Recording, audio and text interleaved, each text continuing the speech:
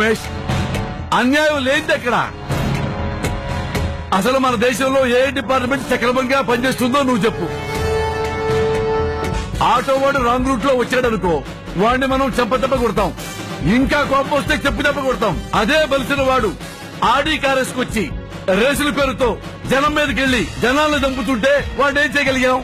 చాలా చండాలంగా కేసు పెట్టి నెక్స్ట్ వీకే బెయిల్ ఇప్పిస్తున్నాం. మనం నిజాయితీగా ఉన్నామా? మొన్నటికి మొన్న మందు తాగి కారు నడిపి జనాన్ని చంపిన వాణ్ణి ప్రజలు పట్టుకుని కోపంతో ఊగిపోతుంటే కనీసం వాడిని చెంపదెబ్బ కూడా కొట్టలేకపోతున్నామయ్యా. దొంగతనం చేసిన వాడిని ముసుగు ముఖాన వేయకుండా మీడియా ముందు నిలబెట్టలేకపోతున్నాం. ఏమయ్యా, మనం చేసింది అన్యాయం కదూ? కనీసం కోర్టులు కూడా ఏం చేయలేకపోతున్నాయి కదా సార్. చట్టాలయ్యా, భూమి పుట్టక ముందు నుంచి వచ్చిన చట్టాలు. ప్రపంచం మొత్తం మొబైల్లా మారిపోతున్నా మనం మాత్రం చచ్చినా మారం.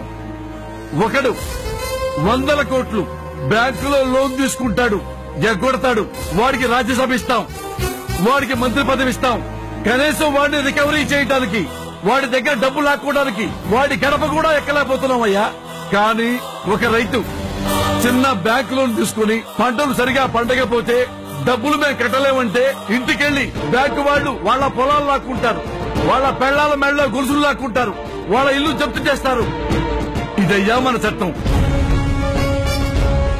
ఉమేష్, తప్పు చేసిన వాడు జడ్జి కళ్ళ ముందే ఉంటాడు.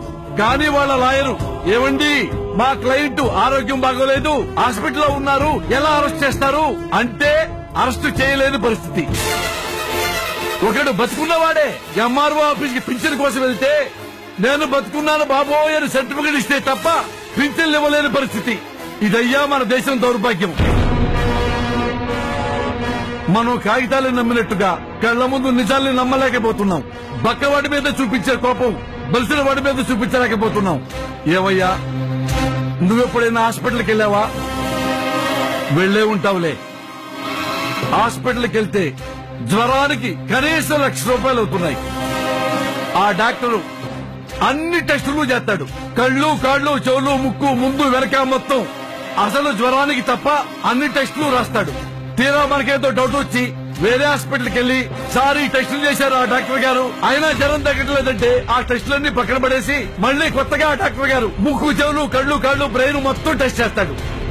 నాన్న, నీకు నాకు రియంబర్స్మెంట్ ఉంది తప్ప మరి పేదవాడి పరిస్థితి ఏంటి? జీవితం మొత్తం రూపాయికి రూపాయి కూడబెట్టుకుంటాం. ఒక్కసారి తలనొప్పి వచ్చి మల్టీ స్పెషాలిటీ హాస్పిటల్కి వెళ్ళావనుకో, పిచ్చివాళ్ళం అయిపోయామే. బీట్ బీట్ గా బార్, చక్కెర మే బార్, ఇడ్లీ మే సాంబార్, మొత్తం వాషౌట్. ఉండదు పోయి ఊరంతా అప్పులు చేస్తాం. ఇది అన్యాయం అని గవర్నమెంట్ కి తెలుసు. కానీ ఏం చేస్తుంది? ఏమీ చేయలేదు. చివరికి బ్లాక్ మనీ మొత్తం నాశనం చేయాలని ప్రధానమంత్రి గారు కంకణం కట్టుకుంటే అందులో కూడా మొత్తం పక్కనెత్తుకుతుంటారు. ఈ దేశంలో ఎక్కడో ఒక చోట ఎప్పుడు 24 hours ఏదో ఒక విషయం రవాణా కష్టంలాగా కాలుతూనే ఉండాలి. లేదంటే రాజకీయ నాయకులకి పనుండదు, పోలీసులకి పనుండదు. ఏవయ్యా, అన్యాయం జరుగుతుందయ్యా బాబోయ్ అని అరిసే బదులు గ్యారంటీగా ఎప్పుడైనా ఎక్కడైనా అన్యాయం జరుగుద్ది అని అనుకున్నామనుకో, మనసు నిదానంగా ఉంటుంది రాజా.